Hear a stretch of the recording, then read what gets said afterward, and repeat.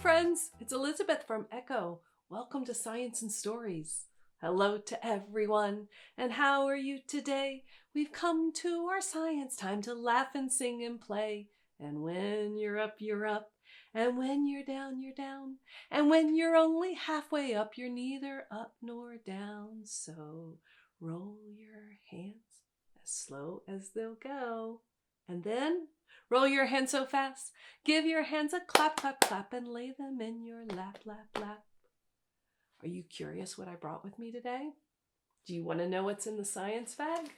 Here it is. I wonder what's in there today. I'm so curious. When scientists are curious, they use all their senses, right? To try and figure out what's in the bag, we'll have to use all of our senses too. So let's do it. Let's use our eyes to see, our ears to hear. We'll use our nose to smell and our mouth to taste. And then we'll use our fingers to touch. And then we'll learn so much. You ready? All right, scientists, we're using our eyes first.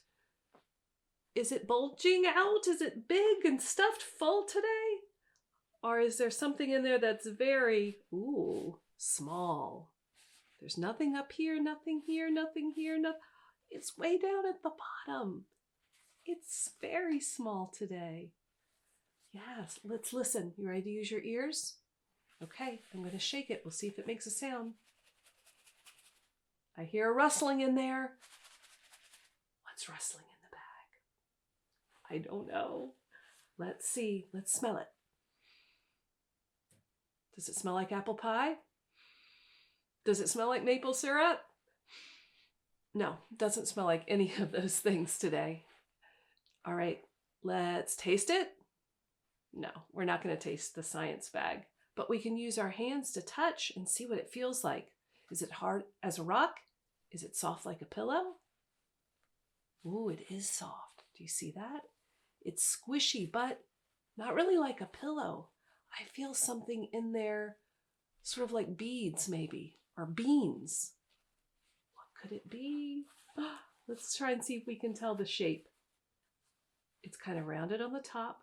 There's something sticking out in the front, and then there's something sticking out here, here, here, and here. Do you have an idea? Do you have a prediction about what I'm going to pull out of the bag? Go ahead. You can say it out loud. What do you think it is? All right. After scientists make predictions, they take a look and see what they have. You ready to look closer? 3, 2, 1. Ta-da! Did you guess it? Did you know it was a stuffy? Yeah, a little stuffed animal. What kind of animal is that? It's a turtle. You know it's a turtle because it has a shell, and it has a head, and it has 1, 2, 3, 4 legs. It looks like a turtle. Have you ever seen a turtle outside in the wild? A real turtle? Where do turtles live? Do they live in the desert, where there's just sand, and it's hot all the time?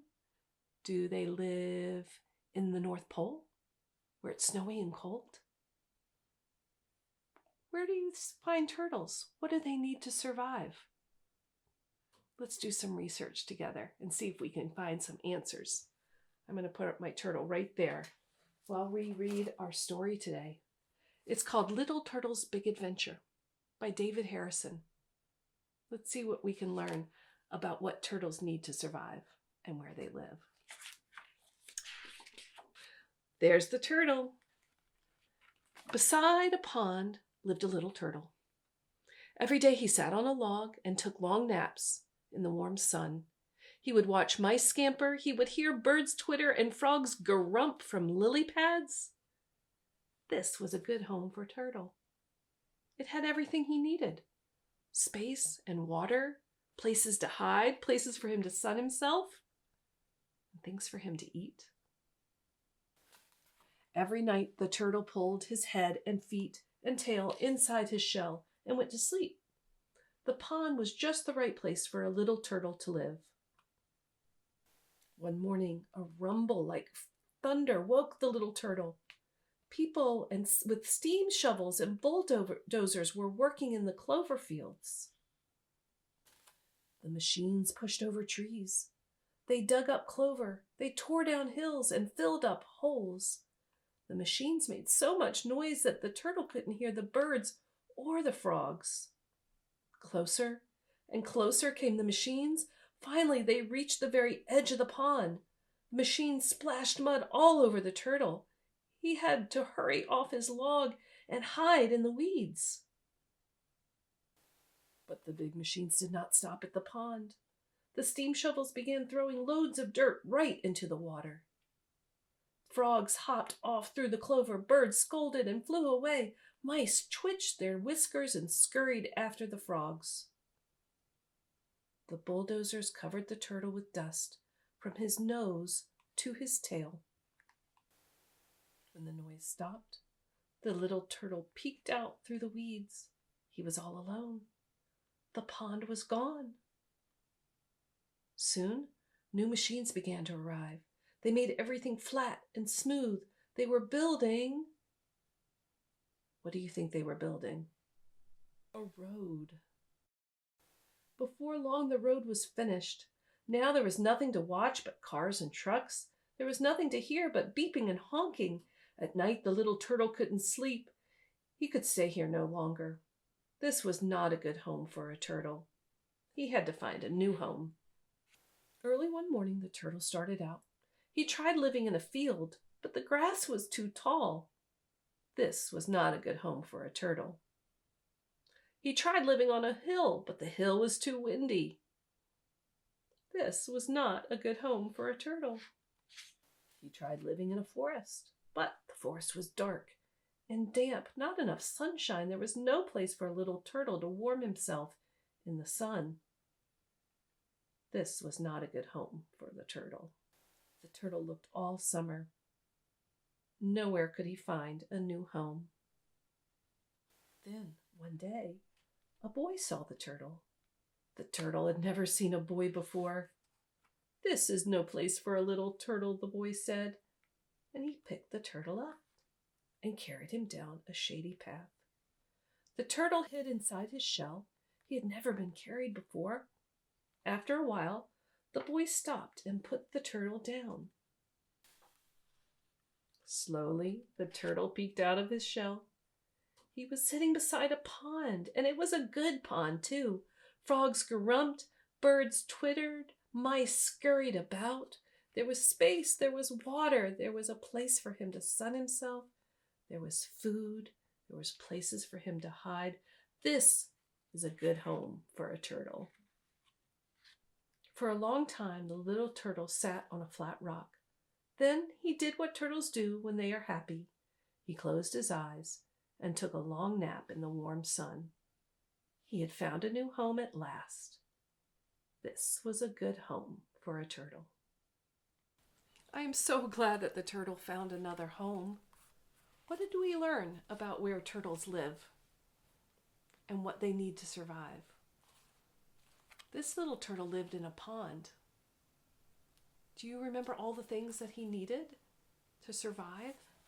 He needed water, right? Food and shelter and space and a sunny spot.